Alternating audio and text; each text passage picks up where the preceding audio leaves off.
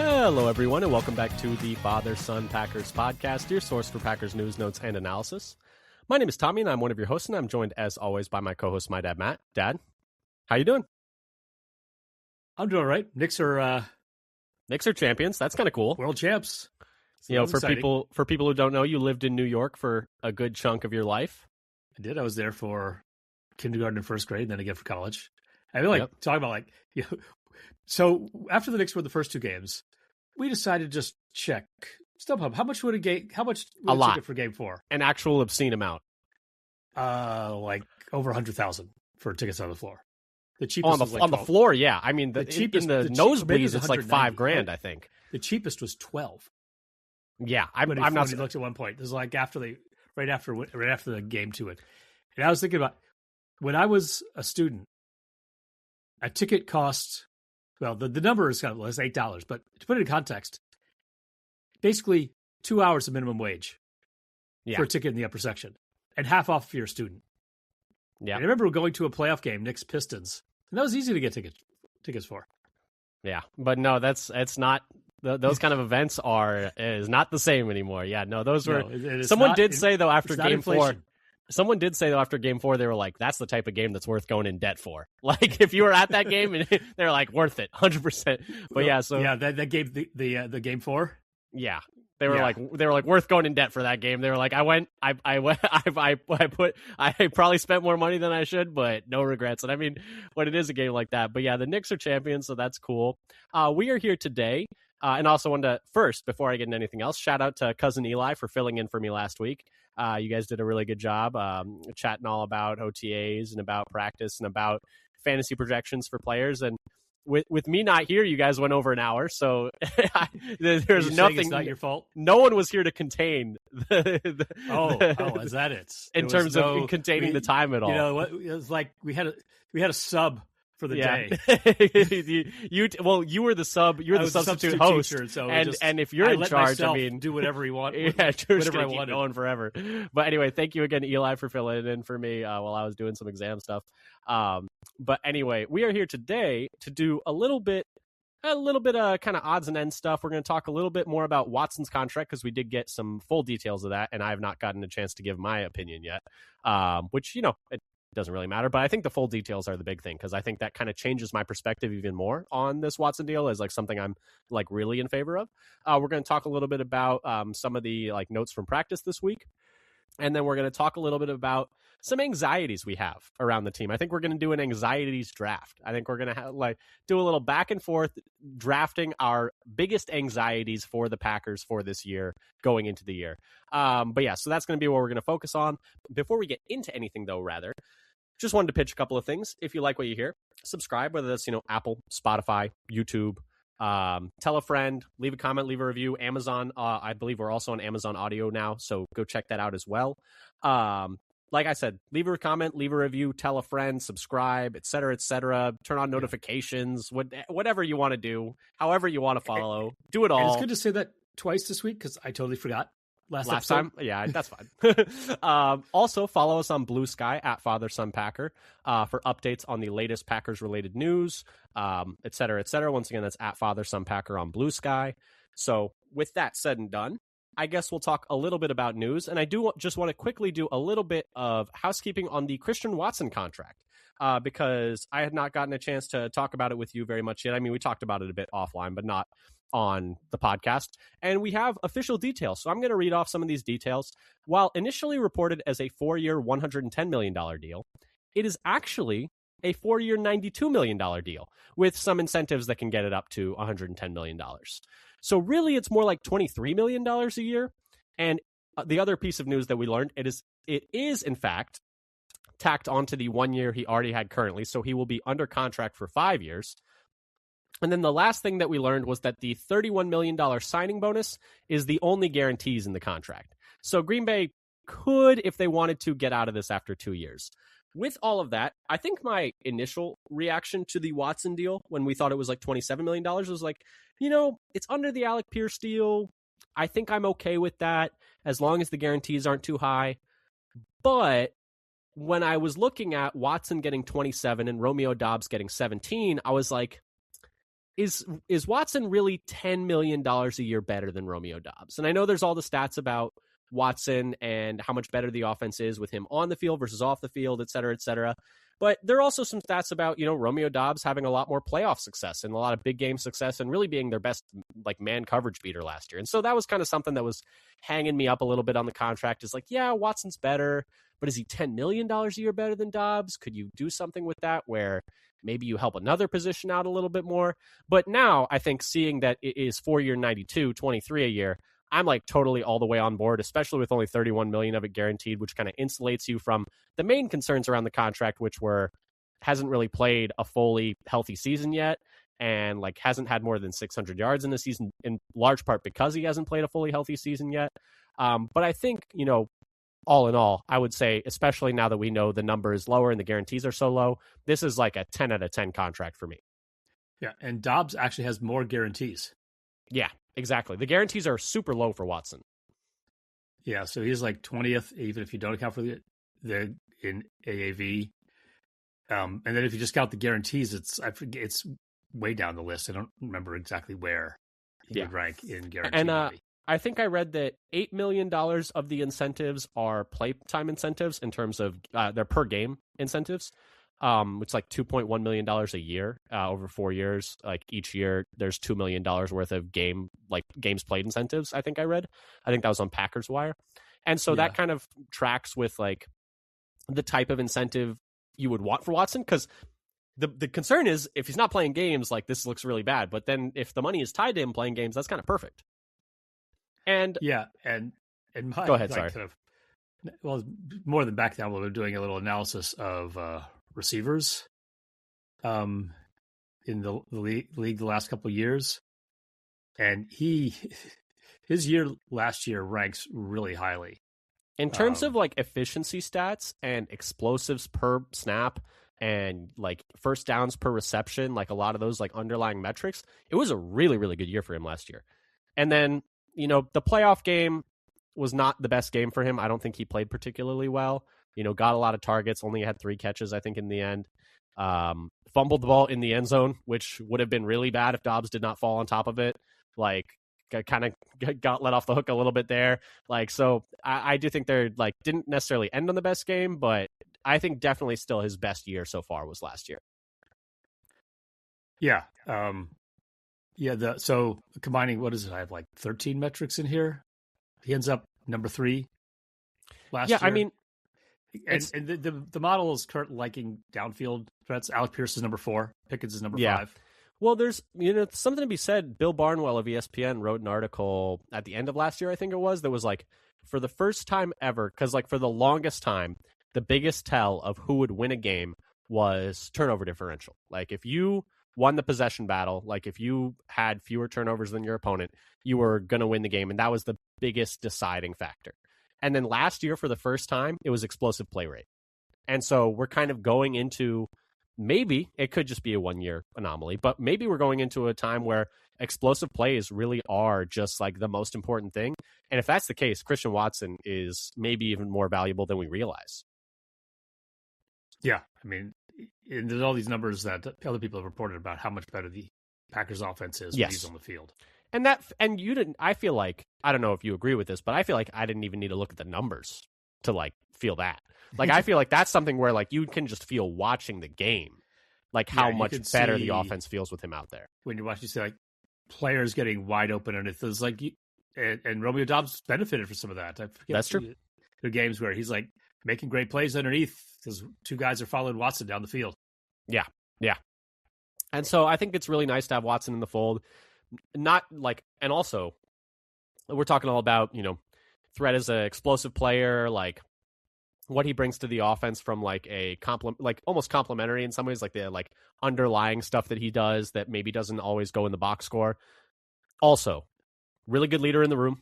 Like Doubs has talked about how like Watson like really helped him through like when he was struggling, like, and I think maybe when he was struggling with not being happy with his targets and stuff, has never complained about targets, has fought back from injury multiple times, like, and shown a lot of resilience doing that, is a standout blocker, probably the best blocking receiver on the team. Like, I think he also does so many of the little things that he doesn't, that like maybe go unheralded at times. And I think that's like part of what, baking that value into the contract, I think is important to like talk about as well. The other thing I like to think about is the next few years. Yeah. Tucker Kraft is obviously going to get an extension. Probably. Too. Yeah. So we're going to have our top 4 targets locked up for the next 4 years. Yeah. For the offense. So that's really, really comforting to know that we got 4 good pass catchers. Yeah. One of them potentially all pro. Which one? Oh, Tucker. Yeah. Yes. I was like, that might be a little early for the other 3 guys. That's true. You did say pass catchers. But yeah, so that was, I just wanted to, give my 2 cents on that. And then the other news we have is we have had a round of minicamp. The mandatory minicamp was this past week, and it is now done. The players I guess we're going to have some practices for just the rookies this coming week. Not even the rookies in second years. Rookies only. Just the rookies only this coming week. But we did have mandatory minicamps, so we're going to talk about that. And then we learned that training camp is going to be on July 29th. So that's when it's going to start. So, and I think veterans are going to report on the 28th, I think I read. So that was like the piece of news that Matt LaFleur said. But so minicamp, a lot of stuff went down. There was, the LVN day. I would say there was like a whole entire day of Lucas Van Ness was like the talk of the town around Green Bay, Wisconsin. He, I guess, completely dominated, which I think we're going to talk about.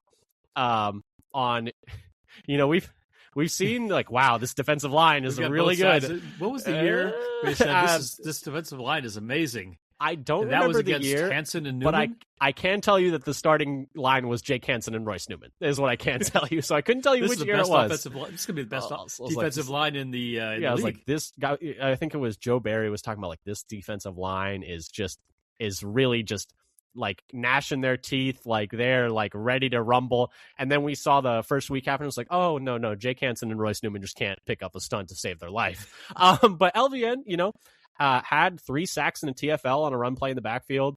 2 of those were against Morgan. 3 sacks. There might have been another. I was trying to figure out exactly how many different. He had one that like would have been a strip sack as well. That Love just had to like eat it and like fall down. Right. At least 2 of those were against Morgan, but one was against whoever was on the other side of the play, which was also not Zach Tom. So it's like still not necessarily right. Probably Belton or Kennard. Belton or Kennard. Yeah, it's almost certainly one of those 2 with LVN on the field with the ones. Yeah, some other stuff. There's some. The Packers are finally posting some highlights from these practices, so that's kind of fun. There was a pass to Reed along the sideline that got posted. The other one is Jagger Burton has been getting reps with the ones at left guard and right guard with Banks out. So that was something. Obviously, unfortunate that Banks is out, but Burton seems to be the first up amongst the interior offensive line. And Matt LaFleur mentioned that he thinks that he's going to get a chance to compete for time this year. Now, some people were like, wow, like that's great for Jagger Burton. To me, it's like, well, the other options are Jacob Monk, who they seem to not ever want to play, Travis Glover, who the one time he did play was not very good and got benched for Kadeem Telford. And now he's back at tackle. And John Williams, who I guess is a center now. I guess. Why do they have him at center apparently now? Can't snap. So like that's an issue that we'll talk about. So I think like, to me, let's see how this goes. To me, that's why to me people are like, oh wow, Jagger Burton, like, and like it is impressive for a 5th round rookie to be getting snaps this early as like the next guy up. But I do think you also need to look at who he's competing against, because the other guys along the interior that are the backups are like, I think it would be a catastrophe if they had to play. Like it's not good. But it's not just that he's getting a shout out. It's true. Floor, which is not common. That's true. And so that is something. So we'll see. We'll keep an eye on Jagger Burton going forward. I know one day he struggled. Fingers crossed. He's so good. Yeah, that he's over one of the starting guard spots. Yeah, and so that would be a godsend to the Packers O-line. But I think he struggled with Hargrave one day. It was a bit up and down, but he's still a rookie 5th rounder, so he's getting out there with some injuries along the interior. Some other stuff. John Williams, like we mentioned, has been working as the number 2 center, but has really struggled snapping the ball. Multiple snaps that were like over the quarterback's head apparently, and like the play was dead immediately. So that's not great. Put him back with a starting one with at guard. Yeah, he was like starting. He was with the ones at guard, and then all of a sudden was with the twos at center. Which, like, can we talk about, like, do we not have enough centers? Because Ryan's best position is center. Monk's only seemingly only a center. Exactly.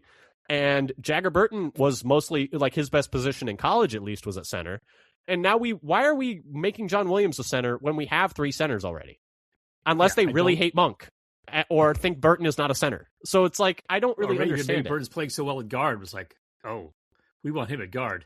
Or so they just need a different center. Or they're like, we're tired of rostering Monk. Like, we don't want him on the team. Like, I don't really understand the Williams at center stuff, especially now that he's not, like, if he's playing well there, I mean, maybe, like, it kind of makes sense, but he can do everything except snap the ball. Yeah, this is just the most important part of the play. He's going to be great at center, but he just can't snap the ball. Could the guard snap the ball? And then McClellan, 3rd round pick out of Missouri, D tackle, has gotten work with the starters in both OTAs and minicamp. As a 3 tech with Hargrave out as well, and also at the nose next to Hargrave. By all accounts, has looked pretty good. Has made a couple plays in the backfield. Gave Ryan some trouble. Now, the important thing to note is none of these practices are with pads on. So, like, trench play is, like, really, really, like, and that's the same thing to be said for LVN as well. And also for the offensive line. It's hard, you know, it's not the same as real football. And so there's entirely a chance where these guys along the O-line are struggling when, like, they don't have anything to grab onto. Like, normally you're able to grab onto the pads and stuff. Right. No latching onto the plate. No, also it's like, I got to know what to do, like speed without any physicality. Yeah. And so it's like, it's not quite really football. So that's an important thing to keep in mind. But McClellan's played well. Tucker Kraft said he expects to be ready to play week 1 with no restrictions, but that, you know, still very early on, but that's at least some good news for now. And then there have also been a lot of positive reports about how well Javon Bullard has been playing coming out of camp. A lot of physicality, a lot of, like, sprint, really moving around, sprinting around, looking good out there. So that's some good news as well. He's, like, had a really nice start to the offseason. And I feel like he had a really quietly very good year last year that didn't get talked about maybe enough. But anyway, thoughts on any of that stuff, Dad? Any other things that you noticed from the news from, you know, mandatory minicamp, any which way you want to go with it? Yeah, it's nice to see McClellan getting in it. It probably, if Wyatt and Hargrave are both ready to go, then he'll probably play more nose. But I think one of the reasons why they picked him is because he can do some pass rush 3 tech stuff as well, which he's been working on. Yeah, Kraft seems really ready. You're ready to go. That maybe he'll not quite be ready at the start of camp, but he expects he'll get like a month of practice in before the start of the season and be a full go. And yeah, Bullard's been getting shout outs for filling against the run and other aggressive play. Somebody who might be a tone setter for the defense. Yeah. And the last thing I wanted to mention is, unfortunately, a lot of injuries for Green Bay right now. 17 players, like, not practicing, which is obviously not ideal.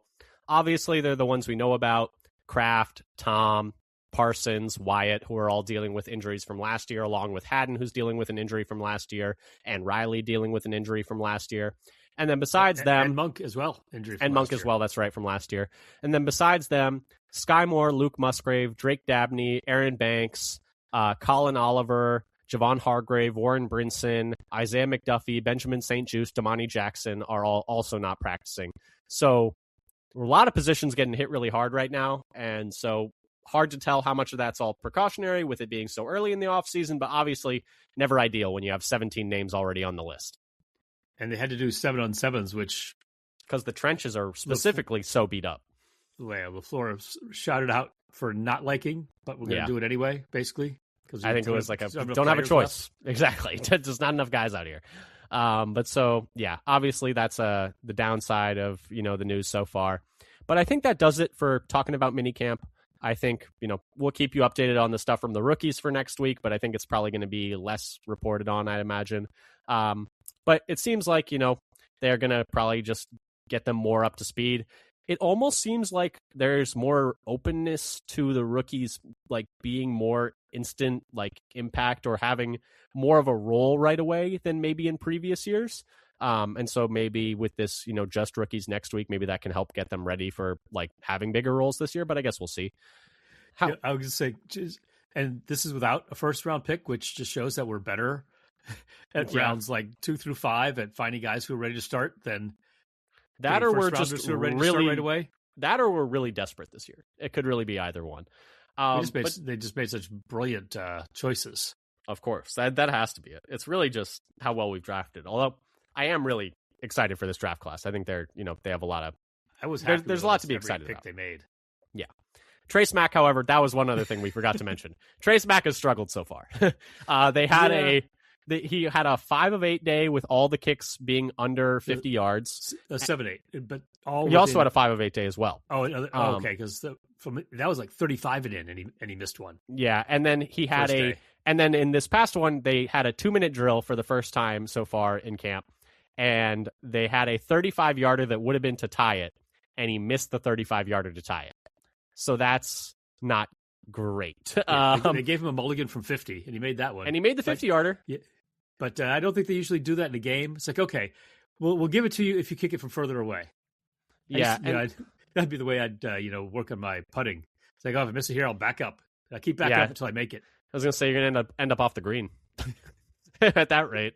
I did also think that it was interesting. I don't know if you saw this. Did you see the thing with Ryan Longwell talking about kicking in Lambeau? I listened to that today. I thought it was very interesting. Back down from the mountains. And so there's a chance that Smack is like working on kicking the ball. So what Ryan Longwell said, if you missed it, he was on, was it Wildy and Tausch? It was Wildy and Tausch. It was a great listen. I got to shout this out because that was a great episode to hear some really insightful, some sort of insider information about kicking in the pros and Lambeau in particular. Yeah. So if you didn't see it, what Longwell talked about is that in Lambeau, you have to hit the ball a specific way because of the way that the wind swirls.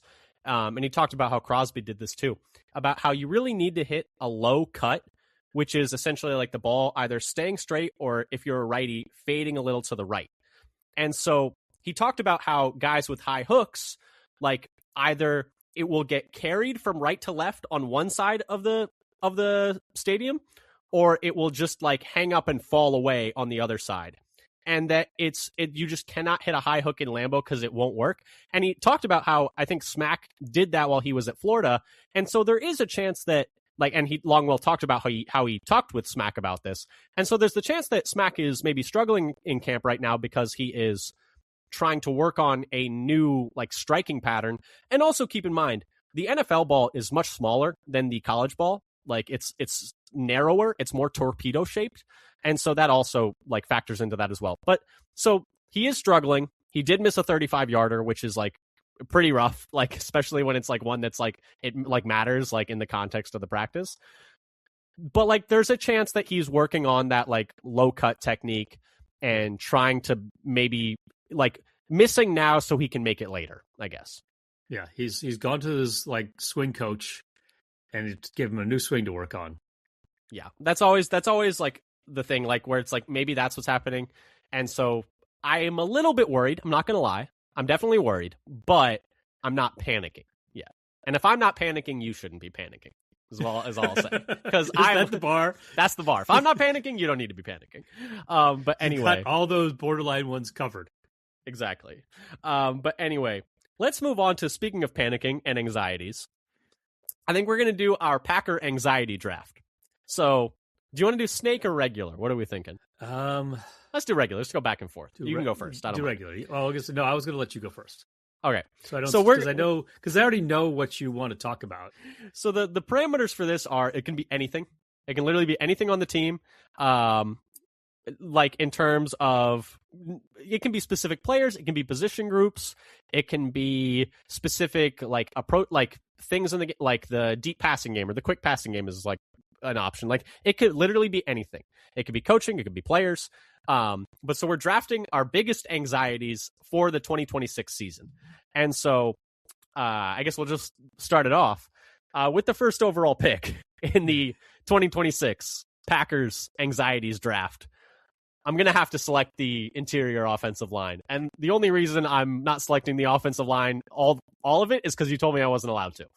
You told me I was not allowed to take the guards, centers, and tackles all at once. But so I'm going to take the interior. I am deathly afraid of this offensive line, specifically the interior, like in terms of their like ability to perhaps torpedo an entire season. We're talking about an offensive line that last year was really, really bad, like very, very bad. And the only change you made was you lost the depth that you had. You lost, like with Elton Jenkins going out the door. And you brought in a 5th-round rookie who I think we like, but at the end of the day is a 5th-round rookie. And you kept the coach the same, and everything else is the same. And Banks is already hurt, unfortunately, after dealing with injury last year. And a lot of the thing with Banks was, well, he was hurt last year, so maybe he'll be better next year if he's healthy. But he's already kind of dealing with injuries. So better this year if he's not hurt. So, you look at it, and if Banks is able to go, it's Banks, Ryan, probably Belton. And that group was really poor last year, which we've talked about, I mean, I don't even know, hundreds of times on this podcast about how that group was not good enough last year. If Banks can't go, it's Burton up next, who has not played a snap in the NFL and might be good, but he might also not be. He struggled with Hargrave in practice the other day. And again, no pads, so it's not really the end all be all. It's not that informative, but it's something. It's a data point. And so if the interior can't protect Jordan Love, and if they can't block for the run, the offense might just be DOA. I get that the counter argument is like, well, the interior was terrible last year and the offense was still decent. It's like, yeah, that's a fair argument. Like they were able to overcome it last year, but the depth is worse this year because you don't just have like Morgan coming in. You don't have Morgan able to come in at guard because he's going to be at tackle. You don't have Ryan able to bump over to set. Like there's just fewer guys available in the depth spots, less proven talent, and I mean, it could be because the thing is, if you get interior pressure right away, there is very little that an offense can do to mitigate that. If the tackles struggle, you can put a tight end over there. You can have the running back come over and help. You can chip like you can do. If the guy's just running up your face every single time, you can't run the ball, you can't get short yardage, and you can't pass the ball. So that's definitely my number one pick in the Anxieties draft is the interior offensive line. You need 2 running backs in there to block. Well, they're repping Wiley. They're repping Wiley and Chris Brooks at fullback. So maybe that's the idea. We're going to be running an alignment we've never seen before in the NFL. We're running 4 running back. We're getting 4 backs in the backfield just to block. In front of the QB. What do you think of that? Would that have been your first pick? Maybe. I knew it was yours, so I could have stuck it up in there if you let me go first. Because I had just for some numbers, I had put in a bunch of different pass blocking and run blocking measures and statistics to compare all the offensive linemen in the league last year. Belton was the number 77 guard, and Banks was the number 81 out of 100. Yeah, they were bad. They were very bad last year. 103 guards with at least 100 snaps. Yeah. Overall, I had Green Bay's pass blocking from last year, 29th, run blocking, 28th, and overall offensive line, 31st last year. They were really bad.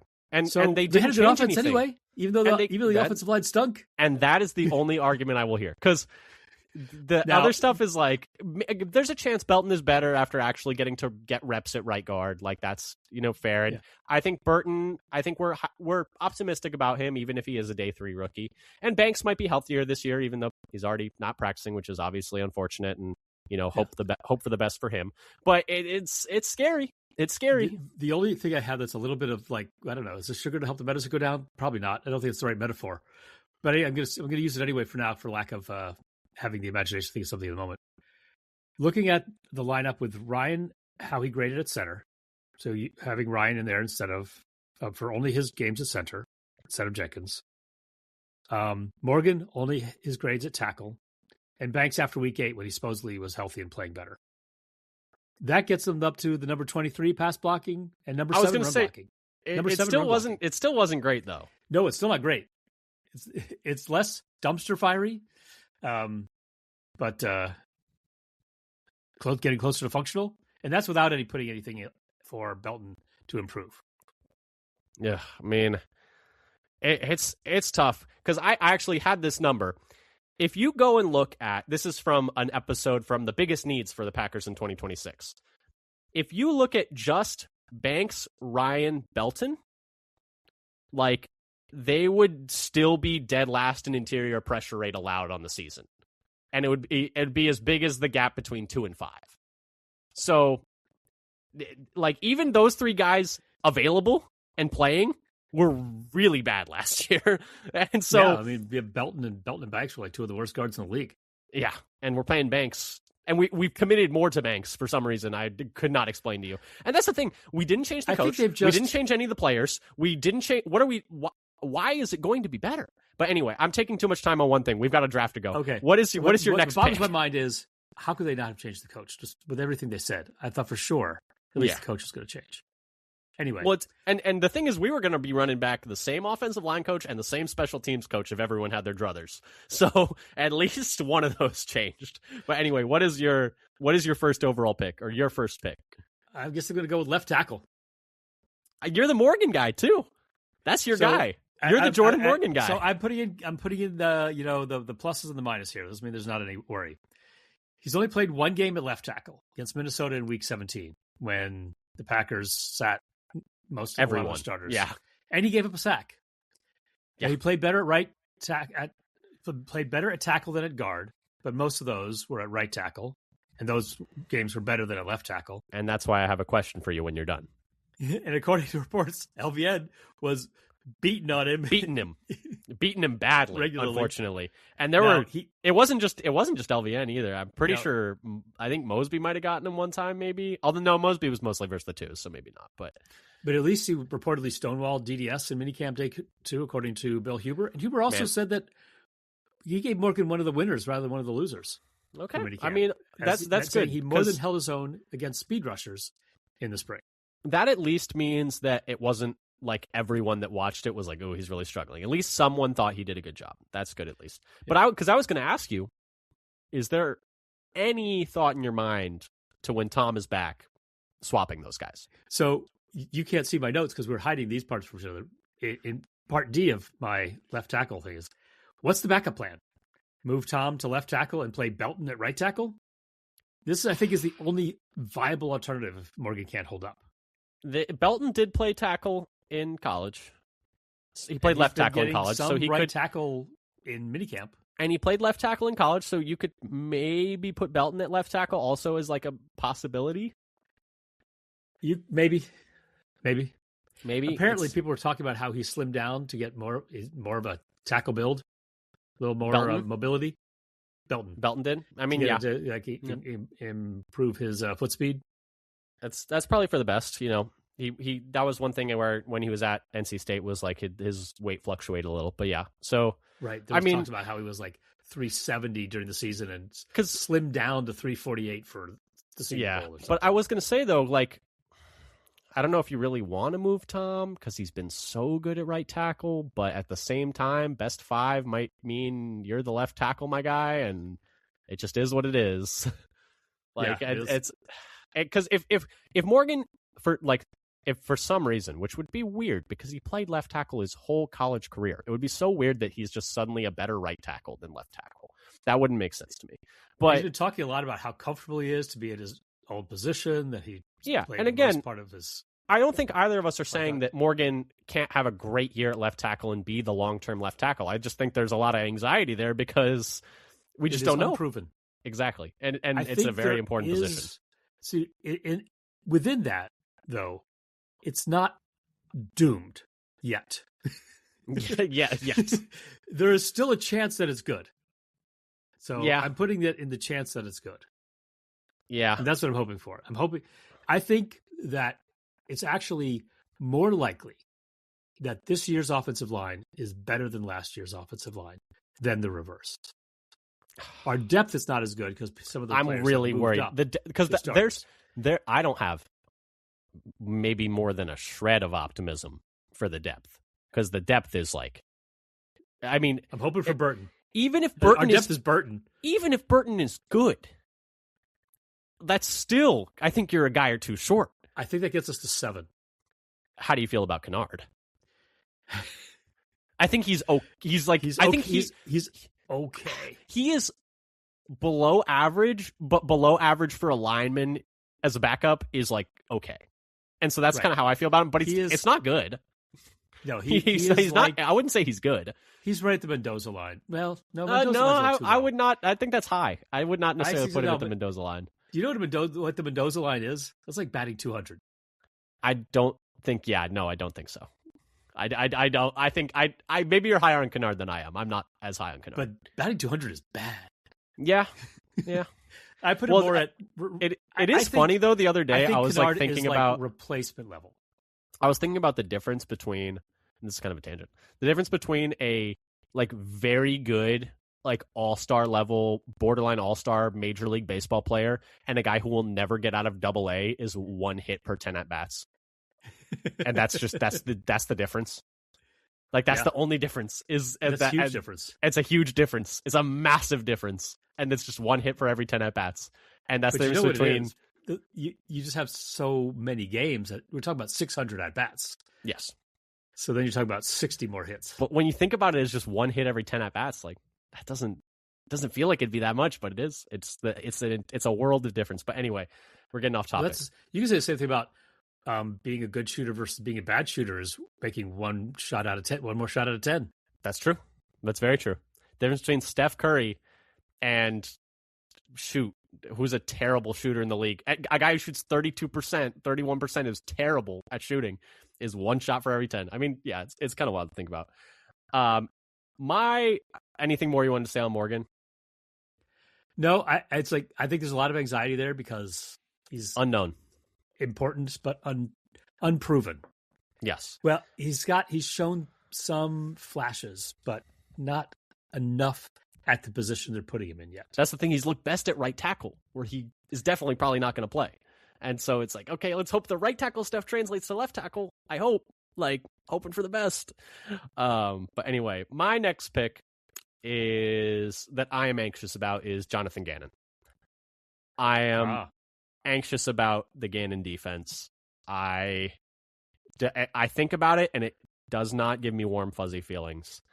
Now, because the thing is, it's multiple things. It's he's really only had 1 good defense.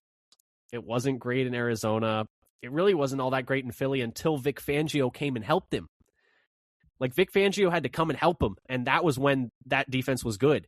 And then the rest of the time, the defense was really subpar.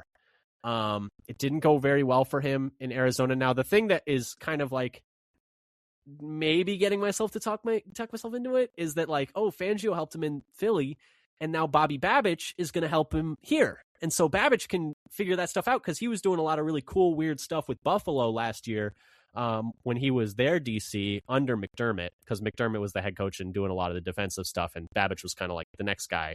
He wasn't necessarily a DC like you'd normally think, how the Packers DC is running the defense all by themselves. That was not necessarily the case in Buffalo. But so that's kind of Babich being here kind of helps a little bit. But at the same time, I'm going back and looking at, if you want to go listen to our podcast about when Gannon was hired, I was looking at it, his defensive DVOA by favorite candidate. He was my least favorite candidate. By season, his defensive DVOAs were 23rd his first year with the Eagles, which is bad. And then Vic Fangio came and helped him in 22, and they were first. And then in Arizona, 32nd, 14th, and 21st. And just not good. Bad on third downs. Situationally, except for the 1 year they were good in 2022, they were still 12th in third down defense. It's how do you have the highest pressure by a defensive line in modern NFL history and you're still 12th on third down, conversion rate allowed? And I'll talk about some more stuff later if we get to it, but I'm just worried about Gannon. And I don't know if you saw the Micah Parsons interview. It was a long one, but they asked him about Gannon and he was yeah, it's cool. And I was it wasn't exactly he was ready to run through a brick wall for Gannon, is what I'll say. It did not seem like he was it wasn't bad, but it did feel like there was an absence of Like how he talked about Hafley. Every time he was asked about Jeff Hafley, he was like, "Oh, Hafley's the man. I'm so excited to play for him. Like I would run through a wall for Haf. I really hope he's here next year. But any team that would hire him would like be lucky to have him." That's how he talked about Hafley. And then they asked him about Gannon. And he was like, "Oh, he's cool. Like still getting to know, how he's gonna like use me in this defense. Like we're still working through that stuff." And I'm like, okay, all right. Well, Hargrave wanted to play for him. On the other side, that's something, And Josh Sweat apparently wants to play for him. Yeah, we'll see. I don't know if that'll happen, but I think so. I'm on the side where, as the off season has gone on, I am more and more falling into the camp that I think Gannon has a very good shot of being better than Hafley. Oh, I don't think so at all. I would say there's a 5% chance or less. Our defense was terrible at the end of the year. Our defense had no pass rushers, and they still don't. I don't think you could name three defensive coordinators in the entire NFL that would have done much with the personnel that we had last year at the end of the year. Like, who was our best pass rusher? Like, LVN coming off of injury? Enigbare?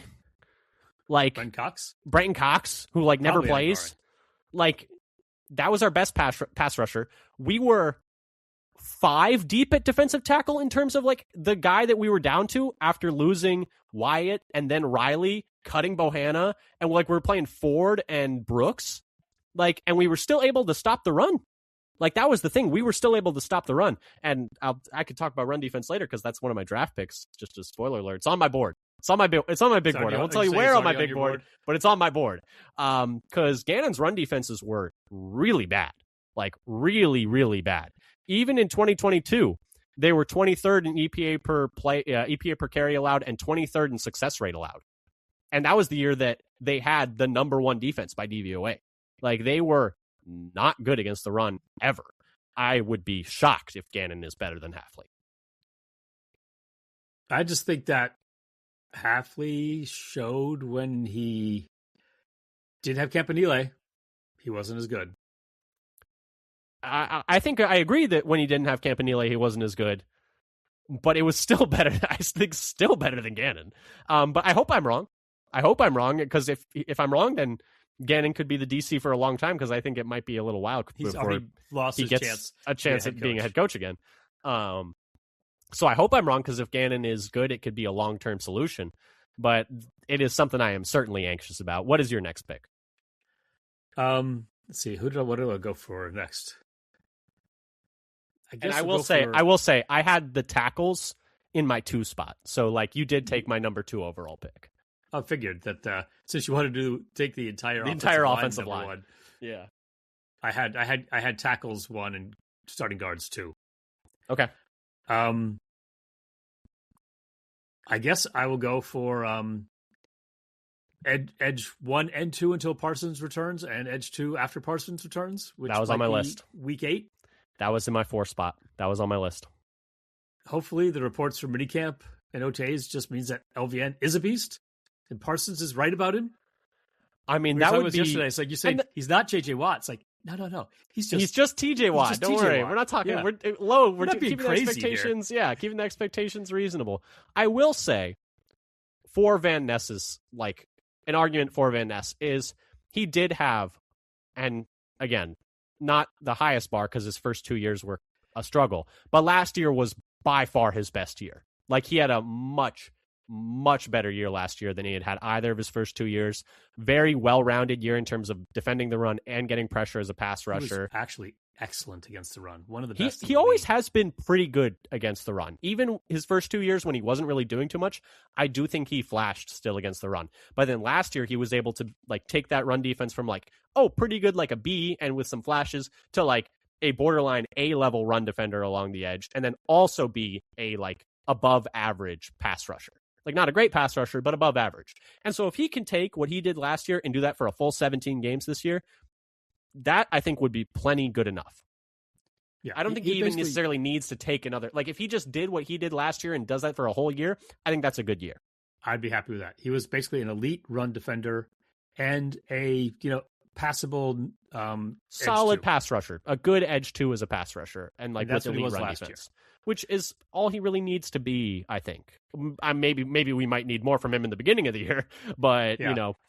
And so then who's going to be the edge 2 next to him? I think it's going to come down to most likely Sorrell and Cox, who... Yeah. It's probably... Sorrell's been getting the chances in... and I liked what I saw from Sorrell last year, but it was a very limited snap count. Yeah, and it was a little up and down. Yeah. Cox seems to always be productive when he gets on the field, but I don't know. Has always been a part-time player. Consistency, and then he misses a lot of time. Yeah.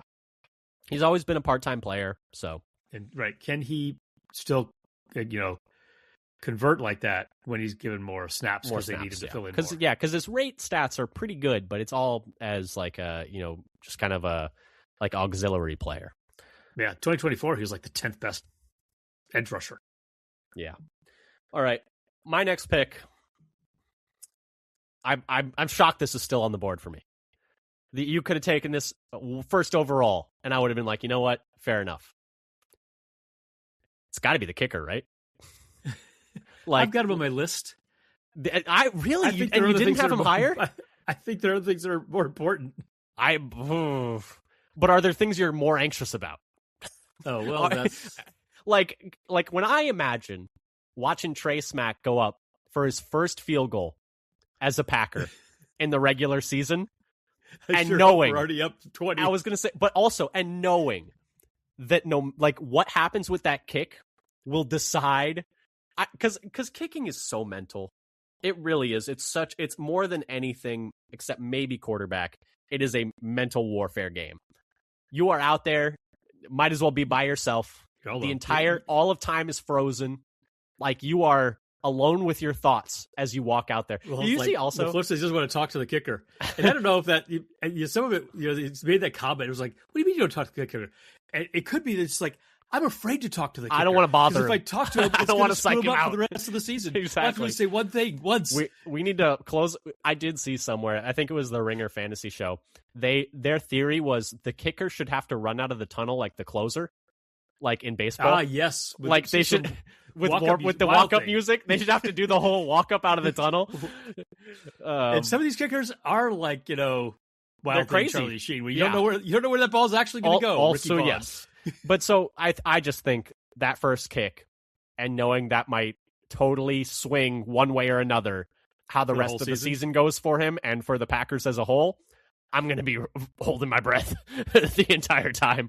And so I have to imagine that's high on the anxiety list for me. I guess part of it is, how do you feel if they have to go to Haversick? Not great, but... I don't feel that terrible about it. I feel better about Haversick than if we still had McManus.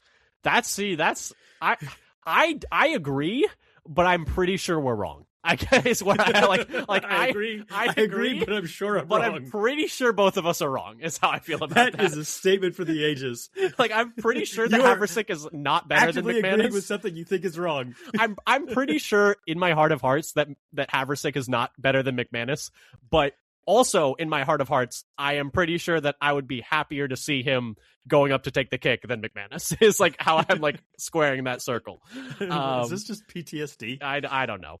But anyway, I'm super psyched to be able to draft. We've been trying to trade up all day since we made our last pick to trade up to draft the kicker in this anxiety spot. This was a guy that we would have taken with our first overall pick, and we're just shocked that he was there at this third overall pick. But anyway, what was your next pick? This is like you're really the classic GM. That's what I was doing. This guy was a first rounder. We thought this guy was a first rounder. We had him as a first rounder on our board with the anxiety draft here. But anyway, what's your next pick? If we're really going to go kind of like big picture, not like I'm very granular here. So maybe I should say, is LaFleur really a coach who can win it all? Okay, we don't have the time to talk about that now. That's like that's a 3-hour episode. Yeah, you could do 3 episodes on that. There. But I think that's really fair. Want to talk about like we're worried about anxiety. What we're worried about. Have we seen as far as LaFleur could go? Yeah, I mean, there are a lot of valid criticisms of LaFleur. We can And get to the NFC Championship as long as LaFleur has the best thrower of the football in NFL history. yeah. And that's what we know so far. Yes. He did not look like the best thrower in NFL history the year that's before how he got 13 wins. The year before LaFleur got there. I will say. This is true. Yes, so yeah, that's fair. No, I see what you're saying. But is that can he not I don't get over the hump? Does he I have don't think does I he agree. have the wrong philosophy? Here's the thing that I worry I think about. that's more fair. This is my problem with LaFleur. And because I think he said this, I think this was quoted. I don't care if we win by like 1 point. Also, we get ahead and we're just going to hold on and win by 1 point or something. It's a terrible idea. Yes. Just everybody knows that football is full of high variance and random bounces and things that can happen. The ball weirdly. is shaped oblong. It is a random game. It does not bounce normally. It does not bounce normally. And so there's going to be a lot of variance. If you are trying to win by like a field goal every game, you are guaranteeing that if you're trying to keep that margin close, you should be trying to blow somebody out every time so that one random bounce doesn't make you lose. Well, what I was going to say is I just don't like the slow pace of play. I think that's part of it too. I think that invites variance as well, because when you have fewer possessions, the random crap that happens has a bigger impact on the game because there are just fewer possessions to go around. And so when you're a team, one random bounce is a higher percentage of the plays. And when you're a team that is talented, and as talented as we think the Packers have been over the past few years, you should not be getting into these low possession battle games against teams that you should be beating. You know what this is the analogy I was. Stop playing like you're the Ivy League underdog. Yeah, they play like the NCAA tournament. They play like they're blow them out. Trying to hold the ball. Just hold on for dear life, because just got to get a lead and hold on. Yeah, no, I hate it too, and I think that's fair. All right, let's do one more pick each because I think we're already getting a little bit long. Yeah. How many minutes are we talking? We're 55. Yeah. This is like this kind of episode could go on for pulling all nighter.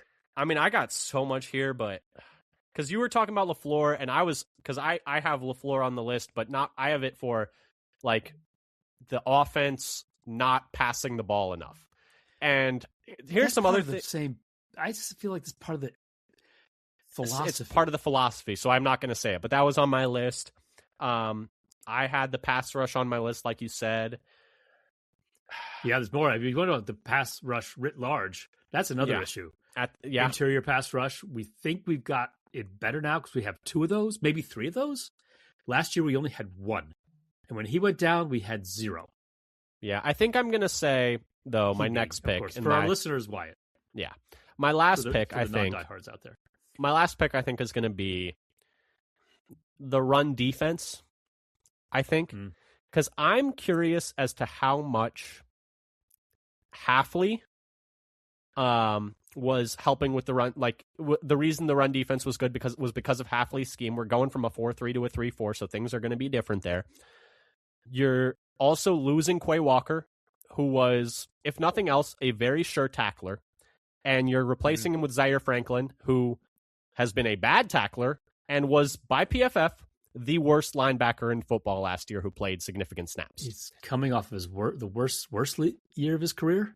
Yes. Add on to that Hargrave's already dealing with injury. Wyatt is not back yet either.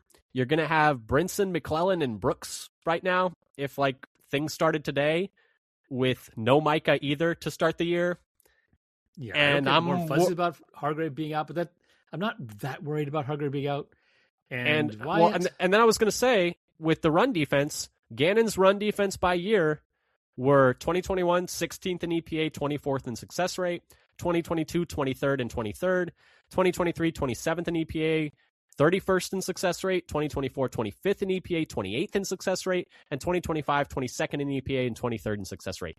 He has never fielded a top 20 run defense at any point in his career as a coordinator or a head coach. And so that, coupled with the lack of talent in the spine and losing talent there to injury already, doesn't feel great. I'm worried about it. Okay, so for my last pick, that's the run defense is going to be a worry. How much, even though Walker was had issues, especially in coverage. He was a How sure much was he tackler, helping and he with had more range than Franklin. Yeah, and I think our good run defenses were not a product of the front. I don't think it was even a product tackles. of the, because it felt like no matter who we put out there, I was like, wow, the run defense is playing really good today. Like, good for them. Like, Jordan Riley, look at you, man. Like, we got you off the street. Like, you were just like hanging around like on practice squads, and you came out here and played some good ball for us. And the only real time the run defense was really bad was against the Ravens, and sometimes that happens. Like, Derrick Henry's really good. That game was terrible. Yeah, but yeah, they basically, I think, was mostly. This is a scheme. From one thing that Hafley's doing right is getting your linebackers and safeties and corners coming downhill and fill against the run rather than the D tackles doing so much work. But so I'm worried. But anyway, what's your last pick?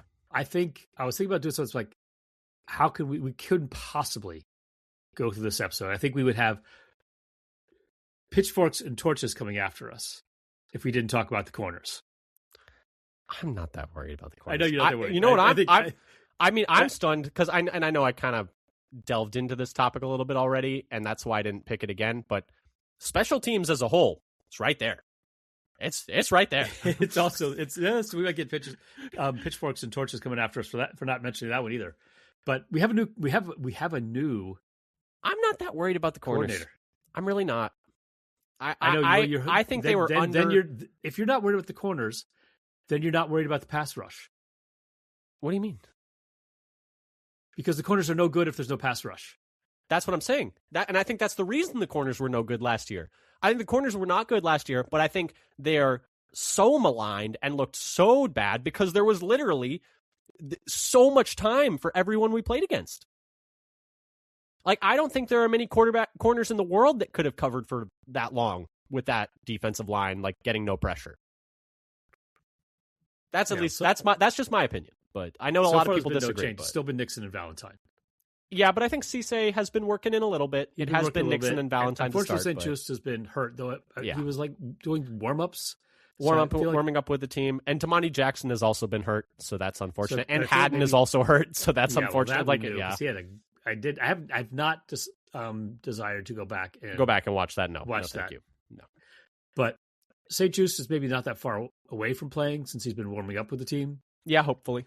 And I'm hoping that Cisse and St. Just will take over the starting jobs at some point in the season. And that was something we didn't talk about when we talked about the news for mandatory minicamp, was that Cisse apparently had some nice reps against Watson and in the practices. The one that really sticks in my mind is the one that was the completion where Watson still caught it. It was great coverage. It was right there, but the throw and was the offense perfect. was just better. So it's like you can't feel like somebody was bad. For the other person to be good. Exactly, yeah. But no, I see what you're saying. I would just, like, let's see, what else did I have? I had the run offense, but that's kind of related to the offensive line, but also, like, just who the running backs are. Like, if the legal situation with Jacobs with the domestic violence, like, if he misses time, or is suspended, or if more comes to light and he is found guilty and cut, like, we still don't even know, like, if charges are being brought yet. Like, that's all super nebulous, but I was going to say for the running game, like, with that, and then Lloyd obviously dealing with injury and not having Emmanuel Wilson this year, like, as like the kind of break glass in case of emergency. To me, I don't know why. And was he one of the people who was unhappy with his role last year? Maybe that's entirely possible. And if that was the case, wild then speculation and slander. That's the thing, yeah. Point. Like, we just don't know. And that's the thing is, like, the other argument is, like, Emmanuel Wilson is evidence for why you don't need to bring back Emmanuel Wilson, because Emmanuel Wilson was just a guy that was an UDFA off, just no one had ever heard of, and he turned into a pretty solid player. And so it's like, instead of giving him money, you just try and find the next one. So let's hope that's true and not that he actually was not replaceable, and then he ends up being proof that you can't just plug in anybody. That's fair. But no, but like you said, anything else on your but I'll just say list? The corners, like, I had Nixon as 102 out of 135 and Valentine as 100 and it wasn't good. I'm not going to tell you it was out good. Of 135. I just think they would be closer to average with decent pass rush. at least. Like, at least if the pass rush was closer to average, I think they would be closer to average, I guess is my opinion. Any other things on your list that you didn't get a chance to talk about? Tight end 2. That's fair. But on the plus side, Josh Wiley's been looking good. Yeah, I just don't know how much of like a I think true tight end he is. Musgrave, and now Musgrave is hurt. But we still don't have a blocker. That's the thing. Wiley's I don't know how much either. of a I don't know how much of like a real tight end Wiley is. Like, He's just another version of Musgrave. I would say Tall he's almost like lean. Is he that tall? I always think of Wiley as being like no. Is he really? I always thought of him as being more of like a 6'6", shorter 248. He's 6'6", 248. That's crazy. I always thought of Wiley as being like a smaller guy. 6'6.5", 248. Man, I don't tall, know why. lanky dude. Does just not like look Musgrave. that tall. Not quite as fast, but yeah, more coordinated apparently. But maybe doesn't fall over as easily. Yeah. But anyway, any final thoughts before we wrap things up? We're already going a little long. I think I've like squeezed in a reference to everything else I had on my list, and added things I didn't actually have written down. Yeah, I put in some more special team stuff as we were thinking about called it. an audible. Yeah, exactly. But anyway, this has been the Father Son Packers podcast. Thank you so much for listening. If you like what you heard here today, subscribe, whether you know that's Apple, Spotify, YouTube, Amazon. Leave a comment, leave a review, leave a like, tell a friend, tell a stranger, tell everyone. Follow us on Blue Sky at Father Son Packer for updates on the latest Packers news, as well as new episodes and stuff like that. Thank you again for listening. Like I said, we'll be doing an episode every single week for the entire offseason, and then once the regular season gets here, we will be doing 2 a week. So keep it tuned here for that. And thank you again for listening. Until next time, go Pack Go. Go Pack Go.